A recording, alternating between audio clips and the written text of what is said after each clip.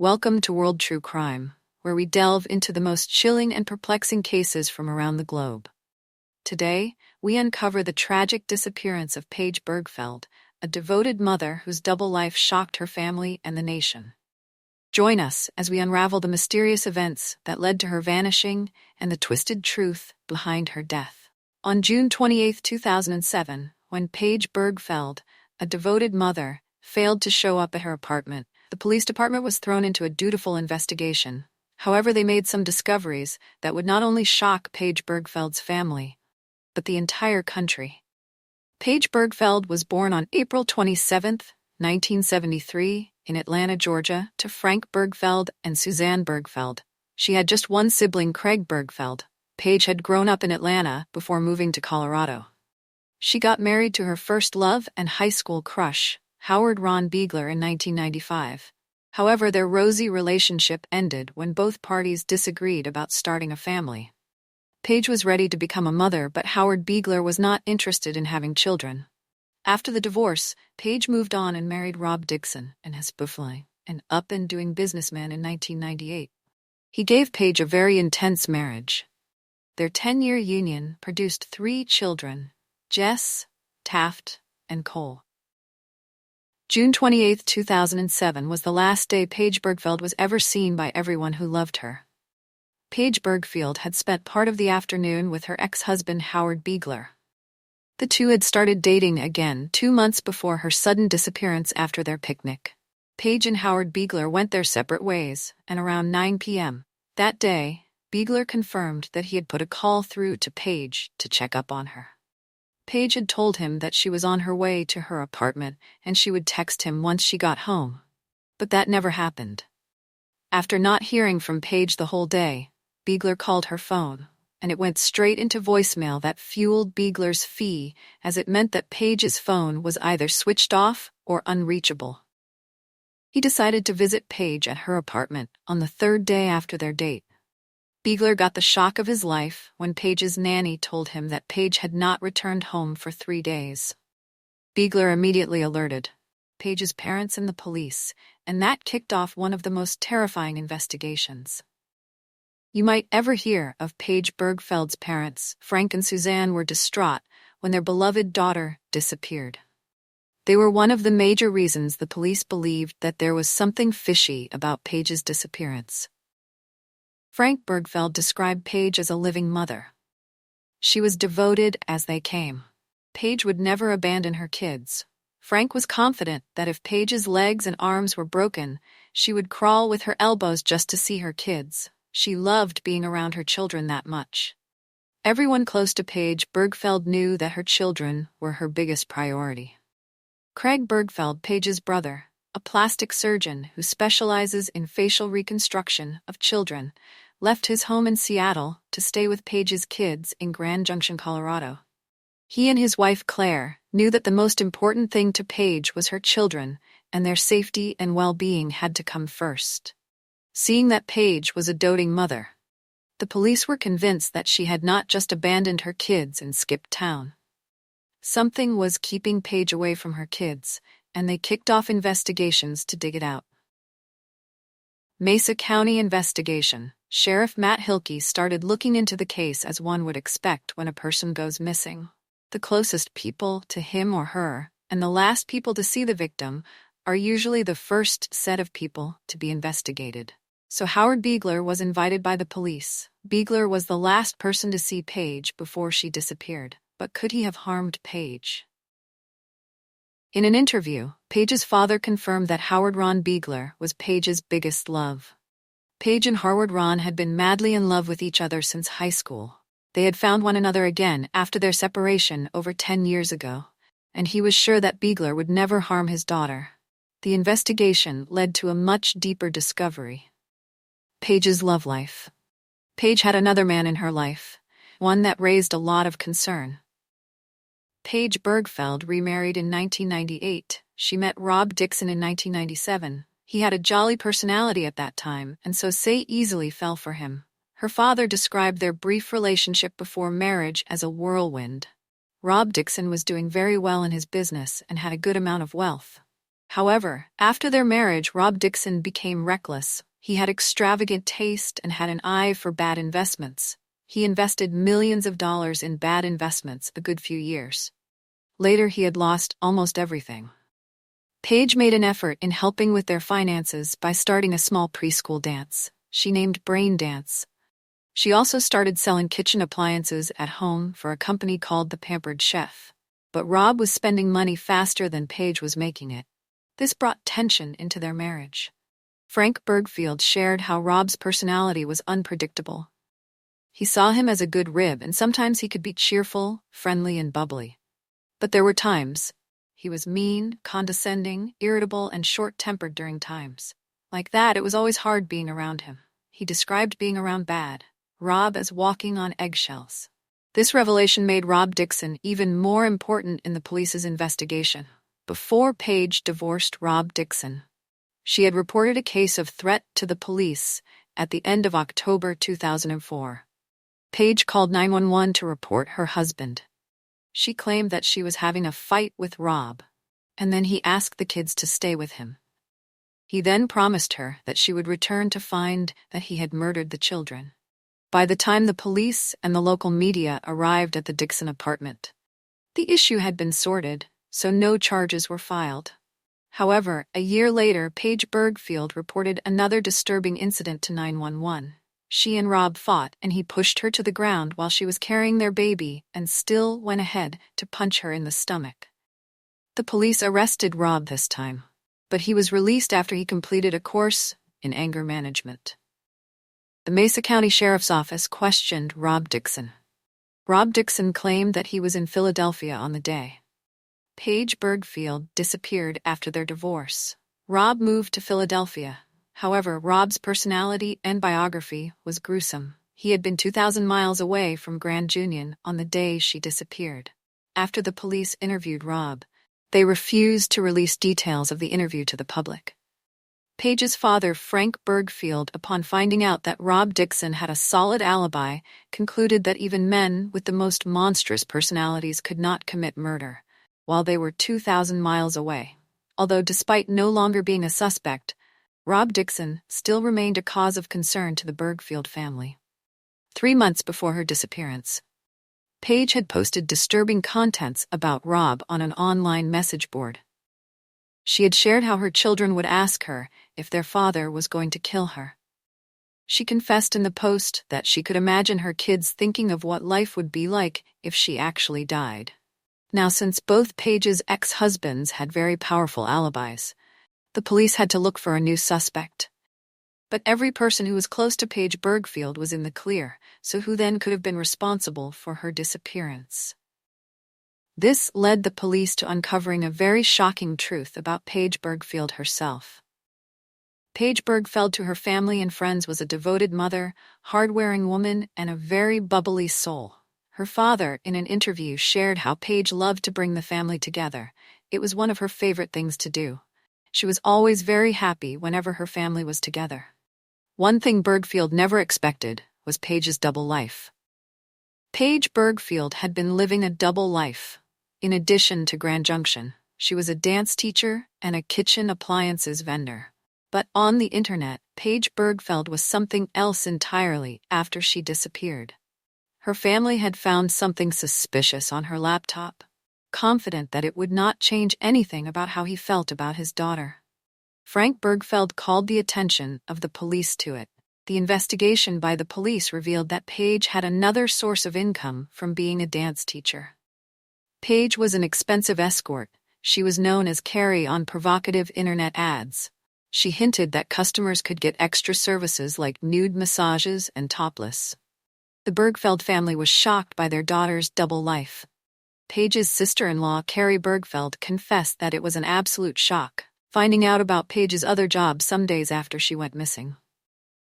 It was unexpected that Paige worked as an escort, but her family seemed to know exactly why she did it. Paige always was driven by her love for her children. Her father, Frank Birgfeld, believed that Paige had chosen that path because of her family.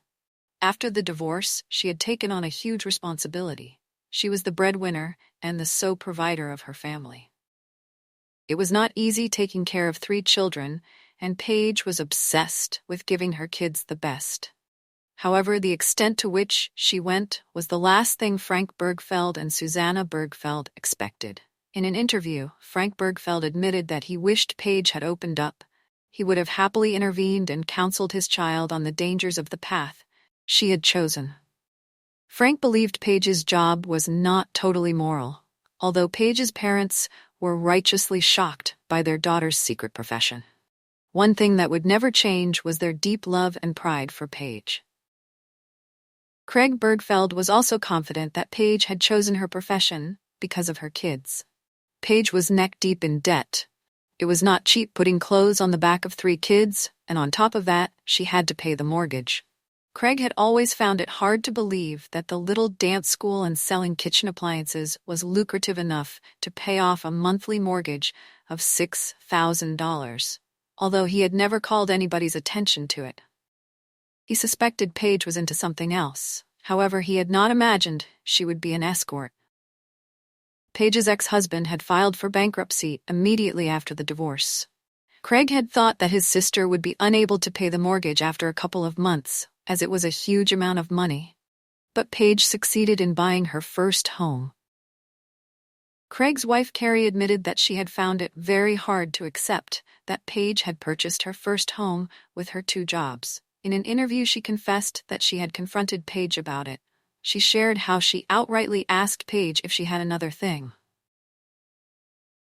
she was doing aside from teaching dance and selling kitchen equipment. Paige confessed to her sister-in-law that she was a stripper a few years before Paige got married. She had been living in Deor when she was 21. She stripped at the Mile High Salon. While she was a stripper, she made around $400,000 per month. Paige told Collie that she stopped when she got married, but apparently she had not totally left that industry. In the interview, Callie was convinced that Paige drew her inspiration to become an escort from her experience as a stripper. The Mesa County prosecutor, Pete Hinger, confessed that he had never encountered a case like Paige. Even though he had been a prosecutor for 20 years, he had never thought someone of her socioeconomic background and family background would be involved in that kind of job. Singer admitted that Paige Birgfeld looked exactly like what a responsible and doting mother should be. So it was a huge shock that she lived a double life. Paige's double life set a deeper investigation on motion. Paige's parents knew that the new discovery was going to be very instrumental in finding out what truly happened to Paige. However, as much as the Birgfeld family wanted a form of closure, they were not sure if they really wanted to know the truth. Craig Birgfeld had shared his fear after a concerned Grand Junction resident, Connie Fluke, organized a search team to find Paige Birgfeld. Fluke had made up her mind to cover Mesa County and fish out Paige. Mesa County Sheriff confessed that Mesa County was a very big place, stretching at over 5,000 miles with a lot of canyons and woods. There were tons of places to hide a person. However, Connie Fluke was determined. She came up with a strategy to divide and conquer each day. She divided the county into manageable, searchable units that can be covered by walking. Fluke had been very helpful to the case. The Birgfeld family admitted that her efforts brought a ray of hope to their minds. Fluke explained in an interview that she was thrilled by the support she got from the people. On the day the search kicked off, she arrived at the venue at 6:15 to set up, and people started arriving by 6:30. They were literally jumping all over her, asking her to assign them to search groups. The efforts of Fluke's search team were promising. However, the success it could bring scared the Birgfeld family. Craig Birgfeld confessed that he was not ready to find out what had happened to his sister. It was not easy for him to hold on to the thought that she was still alive. But the police had an inclination that Paige Birgfeld was never coming back. The reason they had not figured out yet. But they knew it had something to do with Paige's secret job. The Chief District Attorney, Dan Rubenstein, the new prosecutor in charge of Paige Birgfeld's case, found a suspect, Lester Ralph Jones, a middle-aged customer of Paige's escort services. Dan Rubenstein was convinced that Ralph Jones had a hand in the disappearance of Paige Birgfeld. But his hands were tied. The district attorney could not prove anything without Paige's body. The investigation began to drag out over an awfully long period of time. This became a source of concern for Frank Birgfeld, a concerned father, that he believed that the police were deliberately stalling the investigation, and they did not want to find his daughter's killer. It was a welcome development for both the police department and the Birgfeld family when a hiker found the remains of a body in 2012. It was a relief for the district attorney, Dan Rubenstein, when the hiker found Paige's body, as he was already under so much pressure. The Birgfeld family was already so frustrated. However, although the news that Dan Rubenstein had to break to Paige's family was absolutely heartbreaking, it was a blessing after the hiker found the body. The police department was not sure it was Paige, but after carrying out necessary tests, the teeth and jaw matched Paige. However, it was shocking that Paige's body had been at the spot. The hiker found that area was covered during the search organized by Connie Fluke, but no one found Paige's body. The investigation began to drag over an awfully long period of time. This became a source of concern for Frank Birgfeld. The investigators figured that the murderer must have buried Paige inside a grave deep enough for the search party to miss. Don Rubenstein was happy that he had enough evidence to bring Lester Ralph Jones in. The police could not tell exactly how Paige Birgfeld had died, but they were sure that it was violent. Paige had a fracture in her jaw. The investigators believed that her assailant must have beaten her up. Also, there were remains of duct tape around the corners of her mouth. Paige's jaw fractured shortly before she passed away. This discovery made the items found during the search organized by Connie Fluke make sense. Pieces of documents were found scattered along the highway. Some of the documents had Paige's name, while others had her kids' names. The investigators assumed that the documents must have been flung outside by Paige's kidnapper as he drove her to the spot where he finally took her life. There were other speculations, too, that the documents could have been flung outside by Paige as a way of helping people to find her. However, Paige's killer had roamed free 5 years after her terrifying end. Lester Ralph Jones did not have a good reputation, so it was easy to believe that he killed Paige Birgfeld. Don Rubenstein gathered enough evidence against Lester Ralph Jones during the investigation. The police had found Paige's car on the highway. The car had been burned by a fire. The police believed started in the passenger seat. Someone had set Paige's car ablaze deliberately to destroy his DNA samples or any implicating evidence. Also, the driver's seat had been adjusted to accommodate a taller person.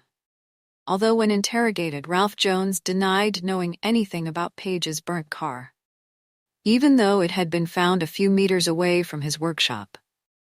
Lester Ralph Jones had a criminal history. He had been convicted of felony, so no one could ever take him for his word. Another daunting piece of evidence was found against Ralph Jones. He had called Paige Birgfeld with a burner phone on the day she disappeared. Ralph Jones denied buying the phone, even though there was a CCTV recording of him purchasing the phone. Ralph Jones was a regular at Paige escorting services. However, Paige did not know he was a cold-blooded murderer. Ralph Jones met after a conversation he had with a local sheriff, Sergeant Art Smith. He had called Ralph Jones to tell him his cars were ready. Sergeant Art Smith had seized 2 cars belonging to Jones. Ralph Jones' response was absolutely unexpected and shocking. It was the response of a man whose guilt was destroying him.